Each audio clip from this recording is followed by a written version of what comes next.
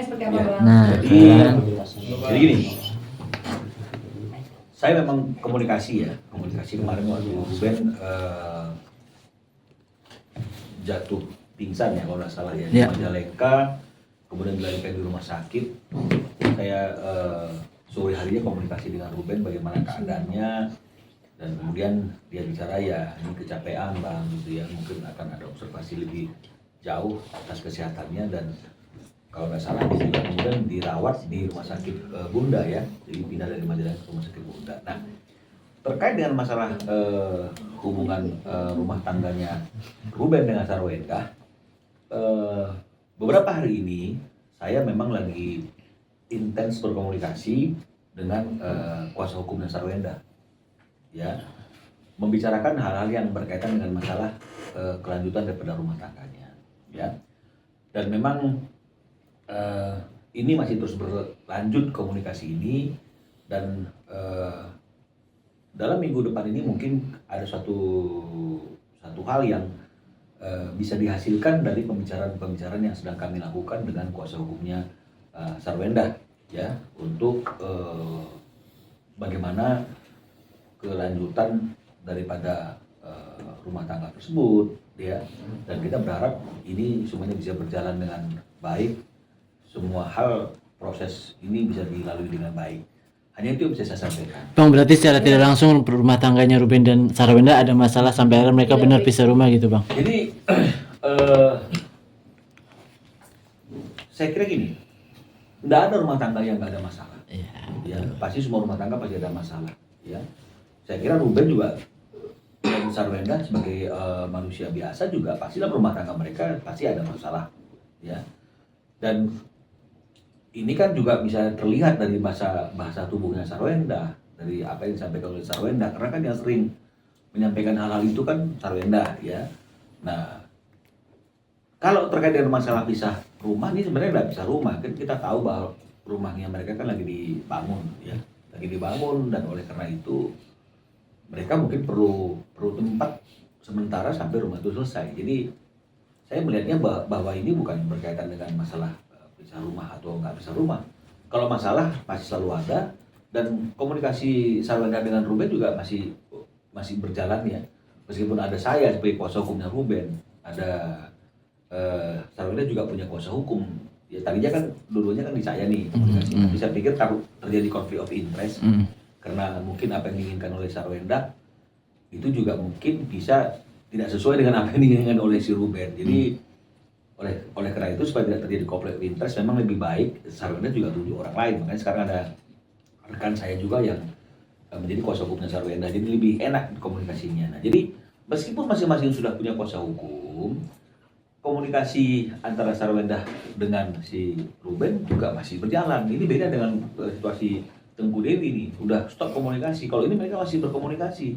Jadi ada hal-hal yang memang mereka ingin komunikasikan, baik itu mengenai masalah anak, mengenai masalah kelangsungan rumah tangga mereka, terkait dengan masalah hal apapun, ini mereka masih komunikasikan. Jadi dengan kondisi yang seperti itu, saya selaku kuasa hukumnya Ruben dan juga kuasa hukumnya Sarwenda yang telah ditunjuk, kami sekarang sedang mencoba untuk terus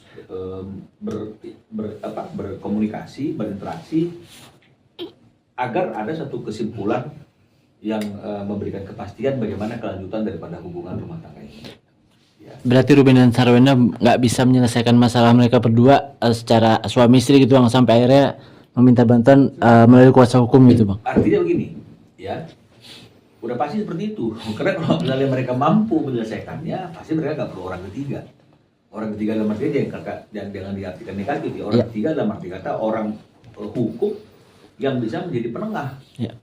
Nah, jadi memang dalam kondisi yang seperti itu, ya, mungkin Sarwendanya juga lelah, ya, sehari-hari mungkin banyak kegiatan pekerjaan dan ngurus anak sekolah. Ruben juga mungkin capek, dan kondisi dia juga kan tidak tahu nih lagi dalam badan yang kurang sehat, kan gitu ya. Jadi kalau suami istri kan biasa tuh kadang-kadang komunikasi jadi nadanya bisa naik turun nih. Nah, jadi mungkin untuk mencegah supaya tidak terjadi salah pengertian yang lebih lanjut, pertengkaran yang lebih besar, mungkin seperti itu ya. Maka mereka minta bantuan dari masing-masing kuasa hukum untuk bisa menyampaikan apa yang menjadi harapan-harapan dari masing-masing pihak, dari Sarwenda maupun dari Ruben. Nah, kalau memang misalnya ini sudah sampai kepada suatu kondisi yang boleh kami katakan final, barulah kita akan tahu apa yang akan terjadi di waktu yang akan datang. Gitu. Bang tadi kan katanya yang paling mendasar banget kalau seperti itu, apa sih Bang yang paling mendasar banget buat sampai akhirnya mereka bisa Ya gini. Kalau ditanya apa persoalan yang paling mendasar itu,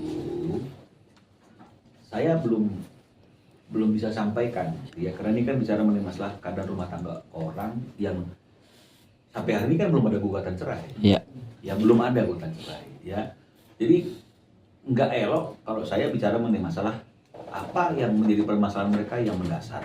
Kalau nanti misalnya, misalnya akhirnya sampai pada adanya suatu gugatan, nah ini mungkin baru bisa kami jelaskan karena memang apa persoalan yang mendasar itu juga termaktub dalam gugatan tersebut. Seperti yang tadi masalah Tengku Dewi kita bisa ungkapkan karena itu juga akan menjadi alasan dalam gugatan kami. Jadi tunggu waktunya, kami akan sampaikan bagaimana perkembangan dari masalah rumah tangga Ruben dan Sarwenda.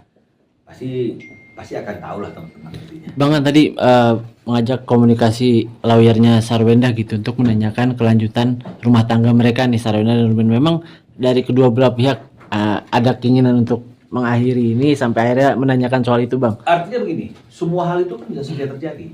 Ya kan kalau misalnya ada keributan dalam rumah tangga itu kan pasti opsinya kan cuma dua. Ya, baikan atau rujuk atau akhirnya sampai kepada keputusan mengakhiri ikatan perkawinan tersebut. Nah, jadi dua hal ini kan tetap akan menjadi materi yang akan dibicarakan, ya akan dibahas. Nah, jadi itu yang menjadi materi-materi yang kita sampaikan. Kalau rujuk bagaimana rujuknya kan begitu kan, supaya tidak terjadi lagi masalah-masalah yang sama yang akhirnya mengganggu bahtera rumah tangga mereka. Terus kalau misalnya kemudian tidak bisa rujuk, bagaimana mekanismenya? Kan ada hal-hal yang perlu dibicarakan secara detail juga mengenai masalah anak, ini semua seperti itulah. Jadi karena memang masih dalam pembicaraan, ya kita masih belum tahu apa yang menjadi kesimpulannya karena belum berakhir pembicaraannya. Beda dengan Tengku Dewi, Tengku Dewi sudah tegas mengatakan saya tidak lagi mau rujuk karena sudah berulang-ulang dia melakukan kesalahan yang sama. Nah, jadi bedanya di situ. Berarti titik masalahnya sudah sampai menanti jawaban lanjut atau enggak ya, Bang? Ya. Kasih, Bang.